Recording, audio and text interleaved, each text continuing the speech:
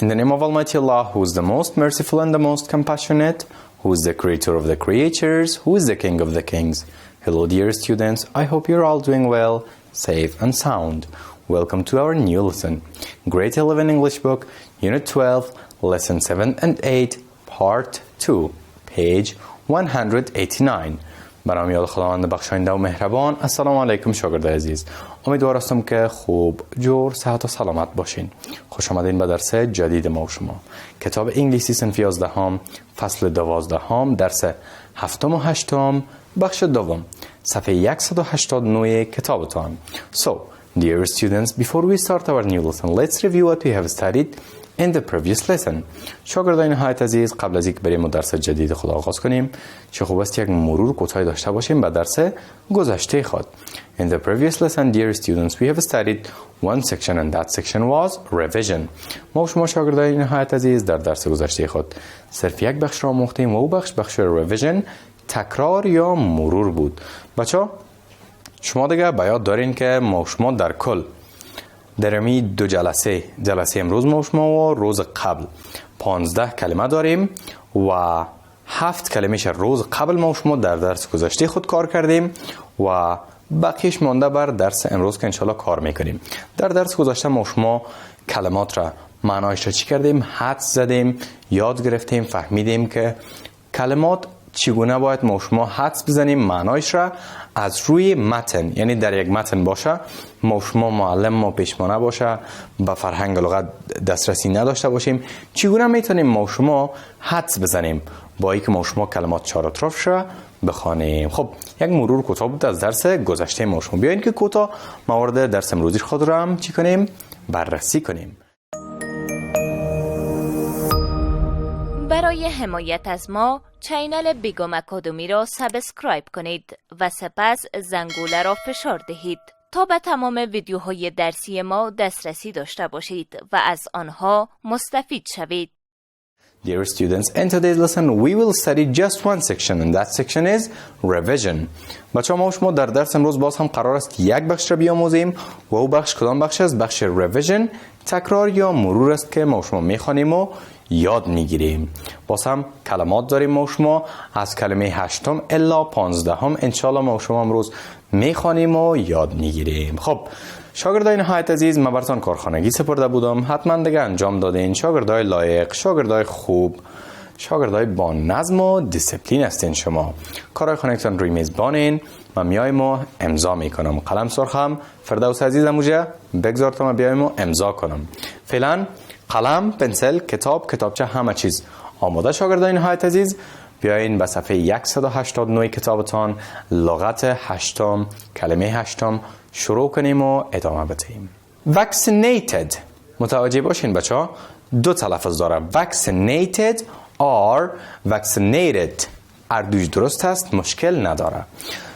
Today smallpox is a rare disease because most of the world's population has been vaccinated against it. خب از نامش پیداست. در درس گذاشتم بر شما روز قبل اشاره کردم که واکسین اما چی است؟ واکسین است که ما برش میگیم. بیاین که اینال جوابات را ببینیم. When people are vaccinated they receive، زمانی که افراد مردم واکسین میشن اونا چی دریافت میکنن؟ smallpox، the disease، the vaccine or the prescription. دقیقاً که کدام جواب درست است؟ جواب C. زمانی که افراد، مردم، اشخاص واکسین میشن اونا دیگه واکسین را دریافت میکنن، یعنی واکسین میشن. کسی که vaccinated درست شوه یعنی vaccinated receive vaccine، کسی که واکسین میشه واکسین را دریافت میکنه. خب پیش میریم شاگردای عزیز. لغت یا کلمه 9 10 11 و 12 کلمات را براتون میخوانم و سپس میریم ما و شما در متن تمامش را میخوانیم و طرف جوابات میریم از جواب 9 10 11 و 12. خب دقت کنین. کلمه 9 surgery، کلمه 10 surgeon، کلمه 11 anath، کلمه 11 anesthetics، کلمه 12 remind. شاگرد عزیز در متن میخوانم دقت کنین. Conditions have also changed greatly for patients in hospitals. Take surgery. For example, a surgeon is a doctor who treats injuries or diseases by performing operations. He often has to cut into a patient's body. 150 years ago, surgeons had to do this without any anesthetics. Patients was held down by several strong assistants. After the surgeon had started, the patient was not able to stop the operation. The patient remained awake all the time and felt all the pain. خب ای بود ما شما در متن کلمات را خواندیم. بیاییم که جوابات را ببینیم و کلمات چهار اطراف را بخوانیم و متن را بخوانیم. خب کلمه نهم surgery. در متن میبینیم شاگردای عزیز که surgery چی معنا میده؟ ببینین take surgery for example. یعنی surgery را چی کنین؟ من حیث مثال گفته متوجهش باشین و یعنی ببینین. خب during surgery a doctor در جریان surgery یک دکتر چی؟ does careful research, cuts into a patient's body, prescribes medicines, discusses the patient's illness with him or her. ما شما در متن میبینیم که surgery. For example, a surgeon who treats injuries or diseases by performing. He often has to cut into patient's body. خب زمانی که surgery میشه چی میشه؟ cuts into a patient's body. یعنی یک چی که میشه؟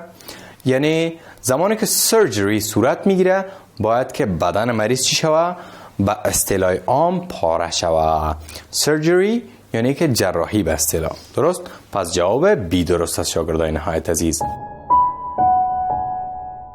During surgery, a doctor cuts into a patient's body. خب پیش میریم کلمه دهم را ببینیم جوابات را. Surgeons are doctors who hold down patients, perform operations, held patients, sleep, teach in medical schools. کدامش درست است؟ بیاییم که کلماتش را ببینیم. ببینین a surgeon is a doctor who treats injuries or diseases by performing operations. خب بر ما شما واضح گفته شده که surgeons کی ها هستن؟ یعنی کی است؟ جواب بی درست است. Surgeons are doctors who perform operations. جراحان دکترای هستن که چی میکنن؟ عملیات را انجام میتن یا عمل را انجام میتن. پیش میریم بچه ها 11 را دقت کنین. Anesthetics چی معنا میته؟ Anesthetics allow patients to pay for surgery, stop the surgery, stay awake during surgery, sleep during surgery. کدامش درست است؟ ببینین without any anesthetics patient was held down by several strong assistants. خب کدام جواب درست است؟ دقیقاً که جواب دی درست است. Anesthetics allow patient to sleep during surgery. ما شما برش در زبان فارسی انستیزی برش میگیم. امی انستیزی چی میکنه؟ یا بیهوشی به مریض کمک میکنه یا مریض اجازه میده که در جریان عملیات چی کنه؟ خواب کنه و بیهوش شوه مکمل. لغت 12 شاگردای عزیز دقت کنین. Remind. خب چی معنا میته؟ In the last sentence to the left, remind means remind در جمله آخر گفته چی معنا میته؟ ببینین the patient remained awake all the time and felt all the pain. چی معنا میته؟ چهار جواب را ببینیم. was not, stayed, believed, enjoyed. کدام جواب درست است شاگردای عزیز؟ دقیقاً که جواب بی درست است. In the last sentence to the left, remind means stayed. یعنی remind چی معنا میته؟ بیدار ماندن به اصطلاح. اینجا معنا میته یا stayed awake بیدار ماندن. ببینین جمله را The patient remained awake or stayed awake all the time and felt all the pain. مریض در جریان عملیات چی می باشه؟ تمام درد را می فهمه و اصلا بیهوش نمیشه. البته در گذشته ها و چی میمانه؟ بیدار میمانه و میفهمه. خب پیش میریم لغت 13 لغت 14 و لغت 15. لغات را براتون میخوانم سپس میریم در متن میبینیم. لغت 13 medication، لغت 14 anesthetized و لغت 15 anesthetist. در متن براتون میخوانم شاگرد عزیز دقت کنین. Nowadays it's not like that at all. Before an operation a patient receives medication to relax him. Then he is either put to sleep or part of his body is anesthetized during the operation. A specially trained anesthetist makes sure that he feels no pain and that he is in no danger. خب در متن خواندیم بیاین که جوابات را ببینیم. A medication is a kind of. medication چی است شاگرد عزیز؟ یک نوع چی است؟ disease, illness, operation or drug. کدام جواب درست است شاگرد عزیز؟ ببینین a patient receives medication یعنی چی دریافت میکنه؟ یک medication. پس جواب دی درست است. A medication is a kind of drug. یک نوع ادویه است. پیش میریم 14 را دقت کنین. خب شاگرد عزیز 14 anesthetized. The patient is anesthetized so that he will understand his illness, feel no pain, be able to watch the surgery or take his medicine. کدامش درست است شاگرد عزیز؟ دقیقاً که جواب بی درست است. لغت 15 و آخرین لغت شاگرد عزیز. The anesthetist is the man who performed the surgery, gives the anesthetic to the patient, stays with the patient after surgery or manage the nurses. کدام جواب درست است شاگرد عزیز؟ دقیقاً که جواب بی درست است. The anesthetist is the man who gives the anesthetic to the patient. Anesthetist کس است که همو ادویه بیهوشی را به مریض میته و زرق میکنه به اصطلاح. خب شاگردای نهایت عزیز 15 کلمه ما شما 15 لغت ما شما تکمیل شد. مرور کنین ببینین جای اگر سوال دارین میتونین که بپرسین. فیاض، قاسم، باقی، جلال، مشکل نیست؟ بریم خیلی کوتاه درس خود جمع کنیم شاگرد عزیز. Dear students, in today's lesson we have studied one section and that section was revision. ما و شما شاگردای نهایت عزیز در درس امروز یک بخش را آموختیم و او بخش revision تکرار یا مرور بود که کلمات را از کلمه 8 تا 15 معنایش را حد زدیم، تکمیل کردیم، خواندیم، یاد گرفتیم. بریم به طرف کارهای خانگی، بعدش هم درس خود را ختم کنیم. Write a topic about a good student. بسیار کارخانگی ساده، یک مقاله ساده. شما راجع به یک شاگرد خوب یک مقاله نوشته میکنین، صفاتش را ذکر میکنین. یک شاگرد خوب کی میتونه باشه؟ کدام خصوصیات را داشته می باشه؟ خب شاگردان نهایت عزیز این بود درس امروز ما شما. خدا کنه درس امروز یاد گرفته باشین، براتون مفید و موثر تمام شده باشه. تا درس آینده باز هم یکی دیگه خدا میبینیم. شما را به الله یکتا و به همتا. قبل از آغاز درس بعدی وقفه کوتاه میگیریم.